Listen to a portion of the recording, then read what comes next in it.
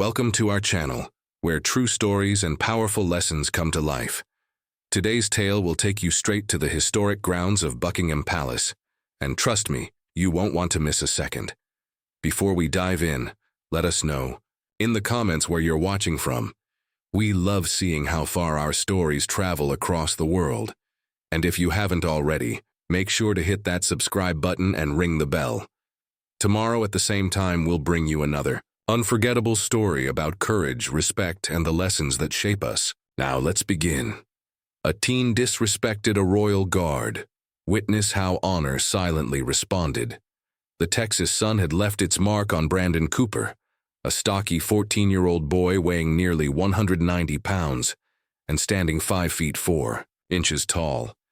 His oversized hoodie, darkened with soda stains and the faint memory of fast food meals, clung uncomfortably to his frame. Still, Brandon moved through the crowd outside Buckingham Palace with an air of careless superiority, one hand gripping an extra-large slushie from 7-Eleven, the other glued to his phone, furiously swiping through his latest mobile game. His mother, Jennifer Cooper, a woman with a designer purse slung over her shoulder and an exhausted look on her face, tried to steer him through the throngs of tourists. "Stay close, Brandon," she urged, her voice soft but firm, her eyes darting nervously at the sea of cameras and historic architecture. Brandon, however, barely heard her. He was too busy chasing digital victories, his thumbs moving faster than his legs, his mind stuck in a world where respect was optional, and every slight could be laughed off with an emote. "Mom," he whined, his voice thick with boredom and entitlement. "This is lame. Can't we just, buy this old place or something?" He slurped noisily from his drink, the sound turning heads, though Brandon didn't seem to notice. A few nearby tourists glanced disapprovingly at the boy, but Jennifer only smiled tightly, her patience clearly worn thin. Dragging his sneakers across the ancient cobblestones, Brandon barely avoided colliding with an elderly couple admiring the palace gates. "Watch it, young man," the gentleman muttered under his breath. Brandon scoffed without looking up. "Boomers," he grumbled, rolling his eyes. "Back home, my graphics are better than this junk anyway." He was a walking collision of modern excess. Fast food wrappers poking from his hoodie pocket, Bluetooth headphones hanging like a forgotten trophy around his neck, and a scowl etched deep into his round face. His breathing was already labored from the short walk, beads of sweat forming beneath the heavy hoodie despite the pleasant summer afternoon. A little girl nearby, dressed neatly in a sundress, clutched her mother's hand and whispered, "Mommy, why is that boy so rude?" Jennifer heard the comment and flushed with embarrassment, reaching out once again to guide her son away. "Honey, please, be respectful. This is Buckingham Palace. It's a piece of history." "History's boring," Brandon shot back, jerking away from her hand. He spotted a royal guard standing at attention near the palace entrance, tall, stoic, and utterly silent, his scarlet tunic pristine under the sun, his bearskin hat towering above the crowd. The sight of the unmoving guard seemed to offend Brandon on some primal level. Here was someone who dared to command attention without saying a word, who stood as a symbol of discipline in a world Brandon thought he ruled with sarcasm and swagger. A smirk crept across his face. In Brandon's mind, this guard wasn't a real person. He was just another NPC, a non-playable character like in the countless games Brandon spent his nights conquering. Another target to troll. Another moment to broadcast if only someone would care enough to watch. As Jennifer pleaded with him under her breath, Brandon tossed his empty slushie cup into her hands and swaggered toward the guard, a gleam of mischief lighting up his flushed face. "Yo," he muttered under his breath, adjusting the Bluetooth headphones around his neck like a battle crown. "This is going to be epic." The crowd parted slightly, sensing the brewing storm. Tourists turned away with disapproving glances while parents instinctively pulled their children closer. Jennifer could only watch helplessly as her son, fueled by arrogance and a lifetime without consequences, stepped forward into history, not with reverence, but with the reckless bravado of a boy who believed the world was just another game, waiting to be beaten. Brandon swaggered forward, his sneakers squeaking against the centuries-old stones, completely unaware, or unwilling to care, about the growing wall of stairs building around him. To him, this wasn't Buckingham Palace. It wasn't history, it was content. And the man standing stiffly in that bright red uniform was nothing more than an oversized action figure waiting to be mocked. "Yo, check out this drip," Brandon shouted, waving his arms wildly as if he had just stumbled into a Fortnite lobby. The tourists nearby stiffened, their polite conversations fading into uneasy silence. Jennifer covered her mouth with one hand, silently praying her son would realize what he was about to do. But Brandon was beyond reach now, riding the high of imagined internet fame. He stomped dramatically toward the guard, each heavy step sending little splashes of soda residue from his sneakers. "Hey, soldier boy," he called out, his voice cracking midway through the taunt. "What's it like being stuck on tutorial mode for life?" The royal guard remained absolutely motionless, his eyes locked straight ahead, his hands firm on his rifle. Not a single muscle moved, not a flinch, not even a blink. To the crowd, it was a display of discipline. To Brandon, it was a challenge. He circled the guard like a kid pestering an animal at the zoo, his breathing heavy, his hoodie darkened further with sweat under the midday sun. "Bet you can't even floss in that outfit," Brandon jeered, attempting a clumsy Fortnite dance that made him look more like a flailing scarecrow than a seasoned gamer. A few kids in the crowd giggled nervously. Their parents didn't smile. They pulled them back by their sleeves, murmuring lessons about respect and manners that Brandon had clearly never learned. "Come on, man, say something," Brandon demanded, stepping in closer. "Emote, blink, dance, NPC." The guard didn't move. He didn't even seem to notice Brandon's sweaty presence just a few feet from his face. Frustrated, Brandon fumbled in his hoodie pocket and yanked out a crumpled cheeseburger, cold and smashed flat from being stuffed there hours ago. With a loud, exaggerated unwrapping, he took a huge bite, deliberately letting bits of bun and beef fall onto the polished stones at the guard's feet. Brandon said through a mouthful, spraying crumbs. "Tastes like freedom, baby. Bet you wish you could have some, huh?" He laughed at his own joke, but nobody else joined in. The crowd was shifting now, a growing current of discomfort pulling people backward. Even the pigeons seemed to scatter, at the tension thickening in the air. Still, Brandon wasn't done, not even close. With the bravado of a kid who'd never had to face real consequences, he leaned in closer, his oversized hoodie brushing the invisible line that no one else dared cross. He waved his greasy fingers just inches from the guard's unflinching face. "Bet you're running on Windows 95, bro," Brandon sneered, shoving his phone toward the guard's chest as if trying to snap a selfie with him. "This is gonna be epic. Day one of trolling British NPCs. Let's get it." Jennifer was calling him now. A desperate, sharp whisper carried over the stone courtyard. "Brandon, that's enough. Stop it now." But Brandon wasn't listening, not to her, not to the tourists, not even to the tightening stillness radiating from the guard's body like the calm before a storm. He was locked in, deep in the fantasy, that he was untouchable, that nothing he did could possibly matter, that the real world had the same reset button he mashed so easily on his controller back home. He bent down awkwardly, picked up a handful of fries from a crumpled fast food bag he'd dropped earlier, and with a flick of his wrist tossed them toward the guard's boots. "There you go, buddy. Have a snack, courtesy of the United States of America." The crowd gasped. It wasn't loud. It wasn't dramatic. It was a low, collective intake of breath, like hundreds of people realizing at once that a line had just been crossed.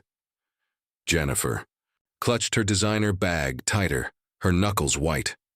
Brandon, drunk on imagined internet fame, straightened his hoodie, raised his chin defiantly, and took one final, smug step forward. The guard remained still, stone still. But those who had seen real discipline, real authority, real power, they saw it. The slight flex of the jaw, the microscopic tightening of the grip on the rifle, the invisible current of energy that said, "Enough." And Brandon Cooper, 14 years old, 5'4", 190 pounds of false bravado, had no idea he was about to learn the hardest Lesson of his life. Brandon stood just inches away from the royal guard now, his chest puffed out, his hoodie clinging to his sweat-drenched back. He could feel the stares of the crowd burning into him, but he mistook their horror for admiration. In his mind, he was still winning, still trolling, still the main character of a world that bent to his arrogance. With a slow, deliberate motion, Brandon raised his hand, stubby fingers glistening with burger grease, and extended his middle finger straight toward the guard's face. Not halfway, not playfully, fully, aggressively, just inches from the guard's nose. "Get wrecked, Normie," Brandon spat, grinning wide, confident he had just pulled off the ultimate insult. He lingered there, finger hovering in the still, heavy air, waiting for laughter, waiting for someone to validate his epic move. Instead, the courtyard fell deathly silent. The tourists froze where they stood. Jennifer gasped audibly, her hand flying to her mouth. Even the pigeons, sensing the shift in the atmosphere, scattered into the blue summer sky. And then it happened. The royal guard moved, but not like a statue stirring or a tourist attraction putting on a show. No, this was different. This was precise, controlled, and packed with a lifetime of discipline and strength. In one fluid motion, the guard's gloved hand shot out and clamped down on Brandon's extended finger with the speed and force of a striking eagle. The impact was so sudden that Brandon let out a sharp yelp, his entire body jolting like a rag doll. The crowd gasped again, louder this time, some stepping back instinctively, others leaning forward with wide eyes. The grip was not cruel, not meant to injure, but it was absolute. Brandon's chubby frame rose slightly onto the balls of his feet under the guard's unyielding hold, his sneakers squeaking helplessly against the stone. For the first time that day, maybe for the first time in a long time, Brandon's cocky smirk vanished. In its place came a look of pure panic, his face draining of color, his breath coming in short, shallow gasps. The royal guard leaned in, just slightly, his face impassive but his voice cutting through the air like a cold blade. "You will learn," he said, his tone low, steady, and terrifyingly calm, "that some actions cannot be undone." Brandon tried to yank his hand away, but it was like trying to pull free from a steel vise. The guard didn't move a muscle. He didn't flinch. He simply held Brandon there, suspended between his childish arrogance and the crushing reality of real-world consequences. "You mock what you do not understand," the guard continued, his voice just loud enough for those nearby to hear. "You mistake discipline for weakness. You think respect is optional. You are wrong," Brandon whimpered, his lower lip trembling. His free hand flailed awkwardly, looking for something, anything, to ground himself, but there was nothing. No controller to pause the scene. No headset to rip off and quit. Only the weight of his own mistake pressing down on him harder than any boss battle he'd ever imagined. "You think this is a game?" the guard said, voice unwavering. "This uniform, this duty, this history. It was bought with the lives of better men than you." Brandon's knees began to buckle, his legs wobbling like a broken joystick. He blinked, rapidly, the stinging thread of tears rising behind his eyes. "You will remember this moment," the guard finished, his tone dark and final, "long after your games have been forgotten." And then, just as quickly as he had grabbed him, the guard released Brandon's finger. Brandon stumbled backward, nearly losing his balance. His hand throbbed from the firm grip, but it wasn't the pain that made his knees shake. It was the overwhelming realization that he was no longer in control. The crowd stared in stunned silence. Not a phone was raised. Not a laugh was heard. This wasn't content. This wasn't a prank. This was real. And for Brandon Cooper, the boy who thought he could troll the world without consequences, reality had just hit harder than he ever could have imagined. Brandon staggered back, clutching his hand like it had been branded by fire. The shock was written all over his face. Wide, glassy eyes, a jaw gone slack, legs trembling under the sudden, unbearable weight of humiliation. For a moment, he just stood there, frozen in the middle of the courtyard, surrounded by a growing circle of silent onlookers. The energy in the air was thick, suffocating. The heat from the afternoon sun pressed down harder, as if nature itself was bearing witness to his fall from imagined power. He looked around for help, for support, for anything, but found nothing but stares. No backup squad, no respawn timer, just the reality of his actions, glaring down at him from every angle. Jennifer Cooper rushed to his side, her designer bag forgotten in the dust behind her. "Brandon," she said, voice low and tight. "Apologize now." But Brandon's mouth only worked silently, like a character whose controller had been disconnected. He couldn't form words. He couldn't think. His body, so used to lounging in gaming chairs and trash-talking strangers, was failing him. His knees buckled and he dropped hard onto the cobblestones with a heavy thud that echoed across the courtyard. The impact jolted through his body, sending a ripple of shock up his spine. He barely noticed the stinging pain in his palms from the rough stone. All he could feel was the crushing weight of shame. And then, to make things worse, Brandon felt the unmistakable warmth spreading across the front of his jeans. He had lost control. A dark, spreading patch of wetness bloomed against the fabric, visible to everyone who looked. Gasps and murmurs rippled through the crowd. A little boy pointed, whispering to his mother.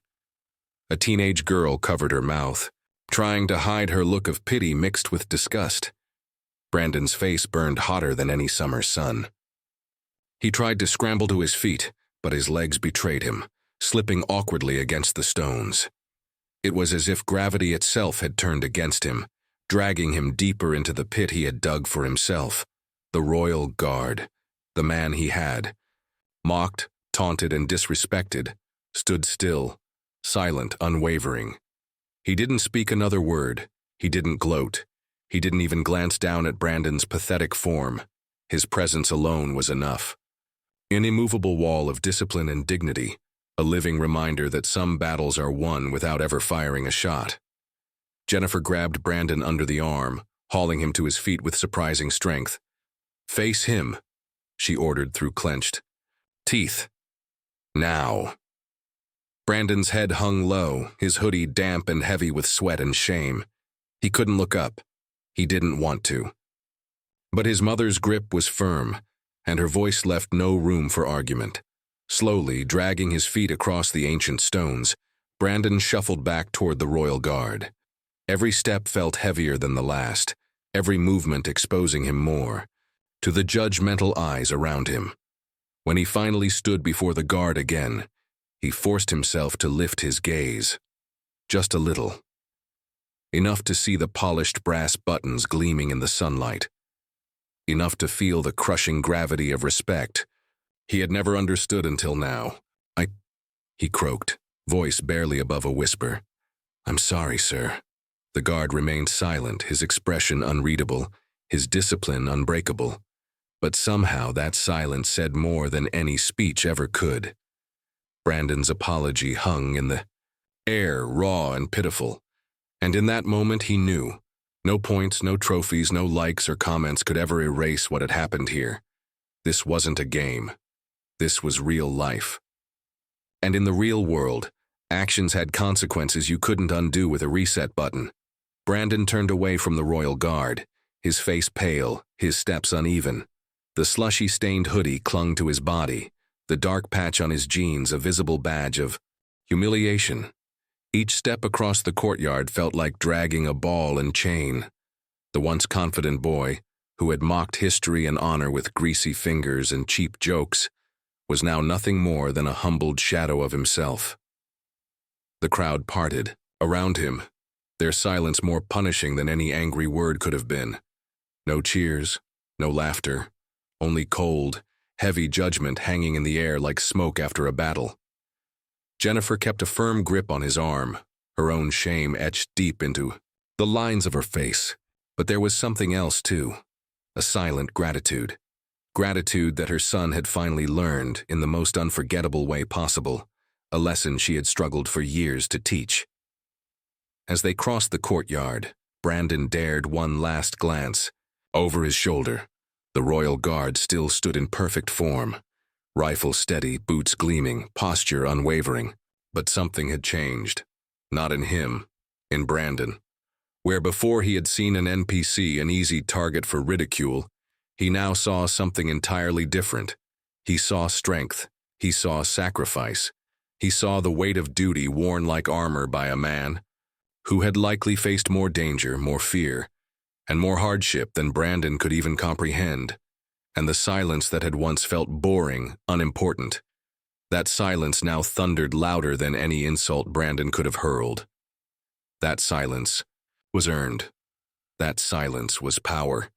They exited the palace grounds, Brandon's sneakers scuffing awkwardly against the stone. The sunlight, so hot and glaring before, now seemed almost forgiving, as if the world itself had decided he'd been punished enough for one day. As they reached the edge of the crowd, a little boy tugged on his father's sleeve and asked, "Daddy, why did that boy have to say sorry?" The father knelt down, his voice low but firm, carrying in it the same timeless truth the guard had embodied moments before. "Because, son," he said, "you don't disrespect the people who stand in silence so you can live in freedom.